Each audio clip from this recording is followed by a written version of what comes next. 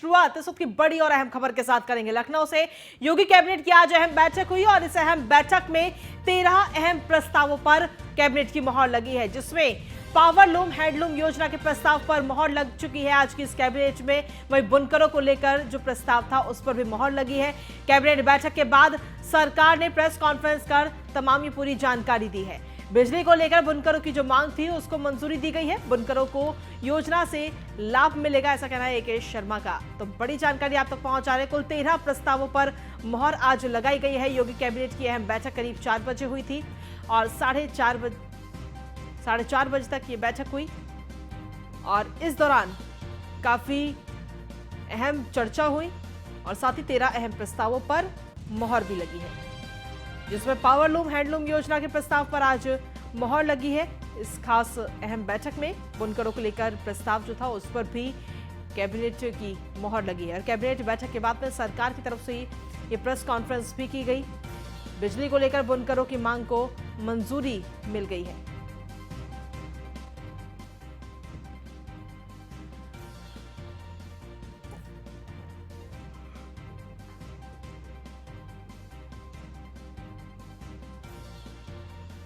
तो बड़ी खबर आप तक पहुंचा रहे। 13 अहम प्रस्तावों पर कैबिनेट की मोहर लगी है। पावरलूम हैंडलूम योजना के प्रस्ताव पर भी मोहर लग गई है। तो योगी कैबिनेट की अहम बैठक आज हुई। मुख्यमंत्री योगी आदित्यनाथ की अध्यक्षता में ही आज ये अहम बैठक हुई, जिसमें कैबिनेट के मंत्री मौजूद रहे और कैबिनेट बैठक के बाद में सरकार की तरफ से ये प्रेस कॉन्फ्रेंस भी की गई, जिसमें जानकारी दी गई कि आखिर किन किन अहम प्रस्तावों पर मोहर लगी है। अधिक जानकारी के साथ हमारे संवाददाता मनीष मिश्रा इस वक्त जुड़ गए हैं, सीधा उन्हीं का रुख करते हैं। मनीष, क्या कुछ ताजा अपडेट है? कुल 13 प्रस्तावों पर आज मोहर लगी है, क्या कुछ है वो 13 अहम प्रस्ताव?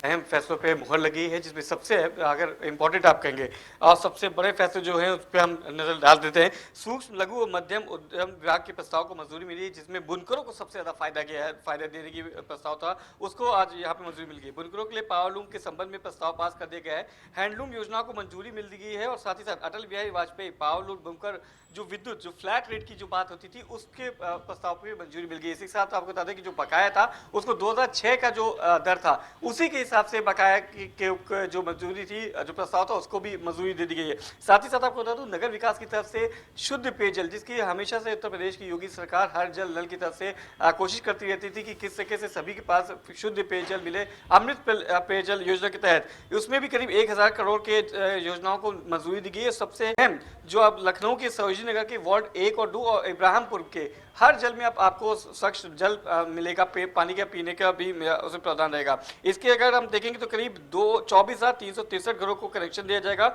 और इससे करीब 1,80,000 के आसपास के जो आबादी है उसको सीधा लाभ मिलेगा। साथ ही साथ आपको बता दूं गाजियाबाद में 547 करोड़ की अमृत 2 योजनाओं को भी सीवेज प्रोजेक्ट जो है उसको भी मंजूरी मिल गई है। इसके साथ 10 वार्ड को इससे सीधा लाभ मिलेगा। 68 MLD का STP बनेगा। 68,000 घरों को इसके सीवेज जो कनेक्शन है उससे सीधा जोड़ जाएगा। तो जिस तरीके से जो स्वच्छता की बात भी की जाती थी योगी सरकार की तरफ से, उस पर भी कहीं ना कहीं एक अहम कदम आपको इसमें देखते हुए साफ साफ मिल सकता है। तो ऐसे कुछ प्रस्ताव हैं जिसमें आगरा में पेयजल हेतु कटरा क्षेत्र में गंगा नदी आधारित वाटर सप्लाई के लिए 264 करोड़ रुपए की मंजूरी दी गई है। इसमें 38,431 घरों को कनेक्शन दिया जाएगा।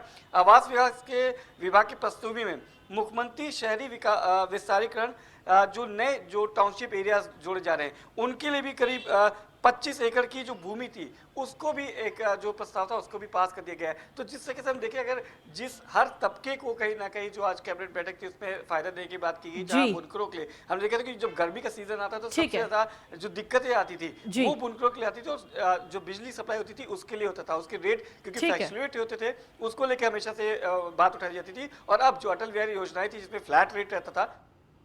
जी